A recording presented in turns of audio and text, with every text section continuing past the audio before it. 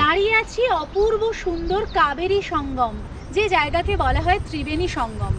কেন কাবেরী সঙ্গম বলা হয় তার কারণ হলো কাবেরী নদী এর কিছু দূর আগে থেকে দুদিকে ভাগ হয়ে যাচ্ছে, মাঝখানে চলে আসছে কিছু আইল্যান্ডের মতো জায়গা, কিছু স্থলভাগ।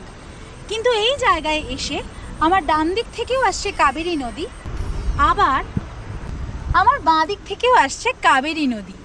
দুই দিক থেকে নদী এসে এখানে আবার তাদের পুনর্মিলন ঘটছে, আবার তারা এক হয়ে বয়ে যাচ্ছে একই নদী হয়ে।